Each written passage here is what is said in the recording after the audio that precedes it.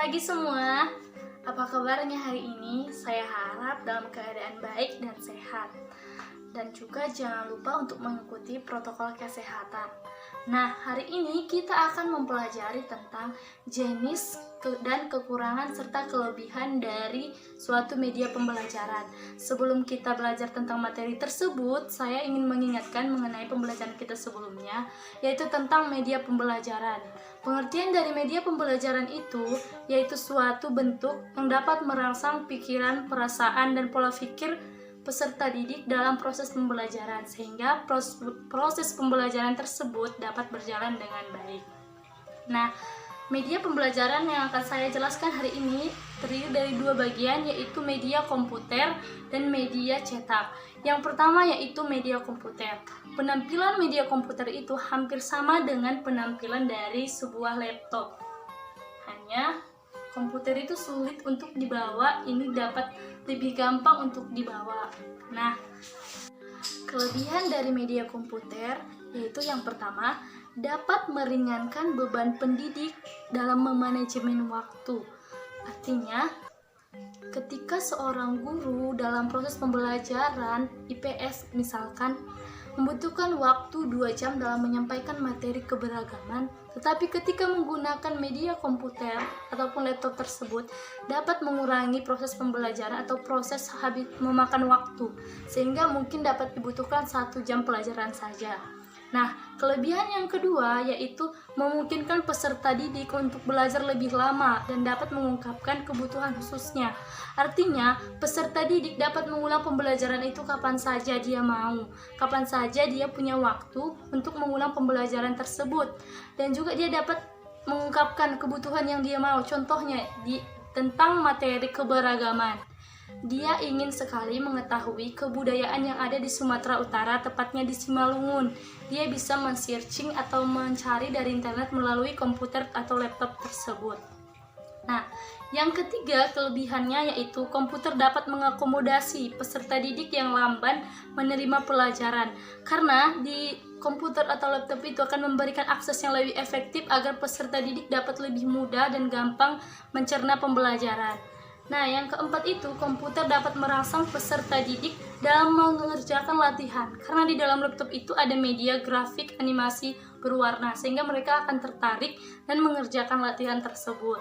Nah, kelebihan yang kelima yaitu kendali berada di tangan peserta didik. Artinya, ketika peserta didik sudah memahami materi yang pertama, ia akan bisa mengendalikan komputer menuju ke materi yang kedua. Dan sebaliknya, ketika peserta didik tidak mengerti dalam materi yang pertama, dia akan mengulang hingga bisa. Nah, yang keenam itu dapat berhubungan mengendalikan peralatan lain seperti compact disc, video tape. Artinya, hal-hal yang berhubungan dengan komputer tersebut, peserta didik akan belajar lebih memahaminya lebih dalam. Nah, kita masuk dalam kekurangan komputer, media komputer ini, yaitu yang pertama, untuk menggunakan komputer itu dibutuhkan pengetahuan dan keterampilan. Artinya, di sini kita tidak hanya membutuhkan suatu keberanian dalam mencoba untuk menggunakan komputer, tetapi kita juga dibutuhkan skill dan pengetahuan. Artinya, kita harus memiliki pengetahuan dan keterampilan dalam menggunakan komputer. Nah, yang kedua itu keragaman model komputer atau hardware sering menyebabkan program software yang tersedia untuk satu model tidak cocok dengan model yang lain. Nah, sekarang kita masuk ke media yang kedua, yaitu media cetak. Media cetak itu contohnya itu ada koran, ada majalah, ada buku. Nah, sekarang kita masuk ke kelebihan dan kekurangan dari media cetak ini. Yang pertama itu kelebihan dari media cetak. Kelebihannya itu yang pertama, siswa dapat belajar dan maju sesuai kecepatan masing-masing, tetapi guru mengharapkan semua peserta didik memiliki level yang sama dalam proses pembelajaran. Artinya, ketika peserta didik sudah bisa membaca buku ini, guru juga mengharapkan semua peserta didik dapat membaca, tidak hanya si A, tapi ikut juga si B, C, dan yang lainnya. Nah, yang kedua yaitu di samping dapat mengulangi pembelajaran, peserta didik juga dapat mengikuti urutan pikiran secara logis.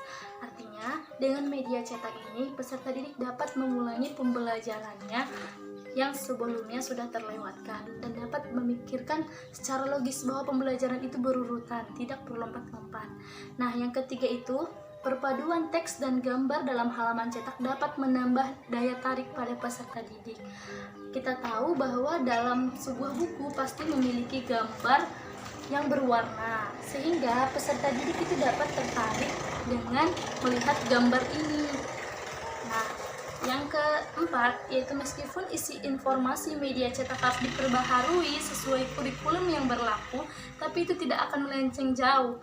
Artinya, dalam sebuah buku cetak ini pasti ada yang namanya direvisi, sehingga pembelajaran itu tidak melenceng jauh dari buku sebelumnya. Itu akan semakin maju dan mirip. Nah, kita masuk ke dalam kekurangan media cetak ini. Kekurangannya yaitu yang pertama, sulit menampilkan gerak dalam media ini. Ya, tentu saja, dalam media buku atau media cetak ini, gambar itu hanya diam. Contohnya seperti ini. Gambar itu hanya diam, kita hanya tahu dia melompat. Padahal dalam buku ini hanya diam. Kita diajak untuk berhalusinasi dengan baik.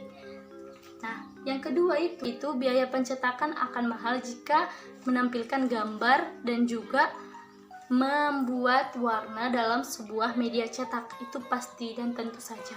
Ketika sebuah buku yang diberi gambar dan warna akan memiliki harga yang lebih mahal dibandingkan dengan buku yang polos saja dan tidak berwarna. Yang ketiga yaitu proses mencetakan media seringkali memakan waktu yang lama, itu tentu saja, apalagi ketika bahan dari buku tersebut sudah habis.